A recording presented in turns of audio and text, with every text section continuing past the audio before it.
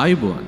ඔන්න අස්වස්ම 2026 ජූනි මාසයේ දීමනාව ගැන ඔයාලා හැමෝම මග බලාගෙන හිටපු අතිශය වැදගත්ම නිලතොරතුරු ටිකක් අද අපි අරගෙන ආවා. ජූනි මාසයේ දීමනාව සිස්ටම් එකට දාන්නේ කවද්ද? කාගේද දීමනා කැපිලා තියෙන්නේ?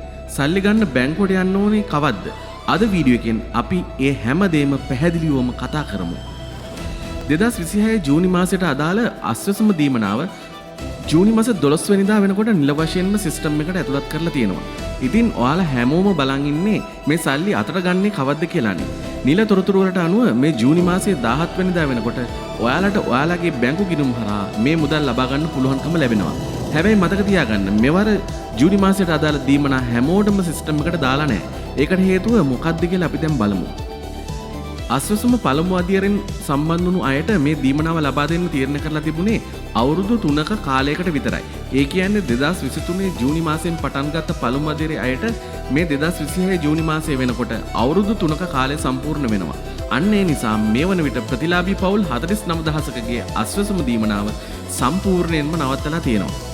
හැබැයි ඔයාලගේ තොරතුරු යාවත් කාලින කරන්න කියලා රජයෙන් කලින් දැනුම් දුන්න වෙලාවේ තොරතුරු නිවැරදිව ලබා දීපු අයගේ සමීක්ෂණ කටයුතු දැන් අවසන්. ඒ අයගේ තොරතුරු ඉදිරියේදී පරීක්ෂා කරලා ඒ අය තවදුරටත් සුදුසුකම් ලබනවා නම් ලබන ජූලි මාසයේ ඉඳලා නැවතත් මුදල් ලබා දෙන්න කටයුතු කරනවා.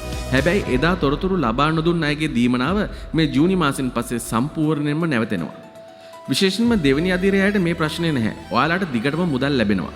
ඉතින් පළමු අධීරය සහ දෙවැනි අධීරයේ ඔයාලා හැමෝටම පුළුවන් අස්වැසුම නිල වෙබ් අඩවියට ගිහිල්ලා ඔයාලගේ ජාතික හැඳුනුම්පත් අංකය හෝ HH අංකය ඇතුළත් කරලා ඔයාලගේ දීමනාව සිස්ටම් එකට වැටිලාද කියලා බලා ගන්න. එතනදී ඔයාලගේ කලින් තිබුණු කාණ්ඩය වෙනස් වෙලා තියෙන්න පුළුවන්. ඔයාලා දන්නවා අන්ත දිලිඳු අයට රුපියල් 17500කුත් දුප්පත් අයට රුපියල් 10000කුත් සහ අවදානමට ලක් වූ අයට රුපියල් 5000කුත් ලැබෙනවා. යම් හේකින් ඔයා සුදුසුකම් ලැබලත් ඔයාගේ කාණ්ඩය අසාධාරණ ලෙස වෙනස් වෙලා නම් ඔයාලට පුළුවන් අස්වැසුම් නිලධාරීන් හමු වෙලා ඒ ගැන ඉල්ලීමක් කරන්න. මුදල් බැංකුවට දාපු සැනින් අපි ඔයාලව වීඩියෝ එකකින් දැනුවත් කරනවා.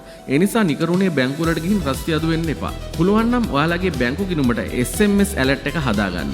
එතකොට සල්ලි වැටුණු ගමන් ෆෝන් එකට මැසේජ් එකක් එයි. ඔයාලගේ දීමනාව චෙක් කරද්දී සිස්ටම් එකේ මොකද්ද වැටෙන්නේ කියලා පහලින් කමෙන්ට් කරන්න.